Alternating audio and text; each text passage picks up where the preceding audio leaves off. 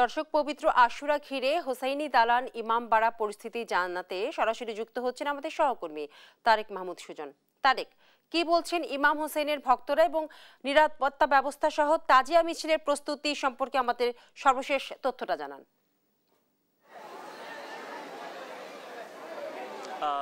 বিপাশা, যেমনটি জানেন, রাত পোহালেই কিন্তু পবিত্র আশুরা এবং এই দিনটিকে ঘিরে সারা বিশ্বের মুসলিম উম্মাহের মতো কিন্তু বাংলাদেশেও নানা আয়োজন রয়েছে। আমরা এই জায়গাটিতে এসে যেমনটি জানতে পেরেছি, আগামীকাল রোববার সকাল 10টা থেকে এই পুরান ঢাকার এই হোসনি দালান থেকে কিন্তু তাজিয়া মিছিল বের হবে এবং মিছিলটি ধানমন্ডির জিগাতলায় গিয়ে শেষ হবে। এছাড়াও আজকে রাতেও কিন্তু এখানে নানা আয়োজন রয়েছে, মার্সিয়া, মাতম এবং যে বয়ান সেটিও কিন্তু শুরু হবে রাত 11টার পরপরই এবং 11টার দিকে এই জায়গায় ছোট পরিসরে একটি মিছিলও হবার কথা রয়েছে।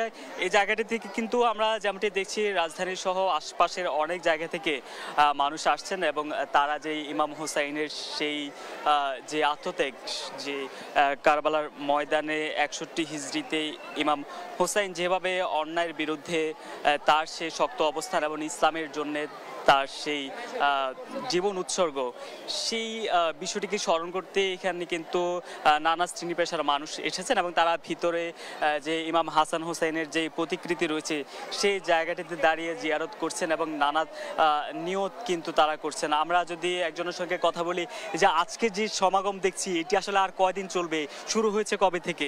এটা শুরু হয়েছে যে মহরম মাসের চাঁদ ওঠার সাথে সাথেই শুরু হয়ে গেল। আপনার হাজারো হুসাইনি ভক্তগণ এখানে এসে ইমাম হুসাইনকে স্মরণ করলো এবং ইমাম হুসাইনের জন্য মাতাম, মজলিস, আজাদারি এগুলা করলো। এটা আপনার 4 তারিখ থেকে মানুষজন বেশি শুরু হইলো। 1 তারিখ, মাসের 1 তারিখ পরে 10 মহরম মানে 6 তারিখ এটা কালকে শেষ হয়ে যাবে। আজকে 9 মহরম আর কি। যেমনটি বলছিলেন না যে আগামীকাল যে 10ই মহরম, সেই মহরমে কিন্তু তাজিয়া মিছিলটির শেষে কিন্তু যে এই আজকে এই যে প্রস্তুতি বা যে আয়োজন সেটি এখানকার পক্ষ থেকে শেষ হবে।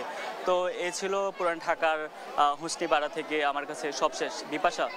তারেক, আপনাকে ধন্যবাদ।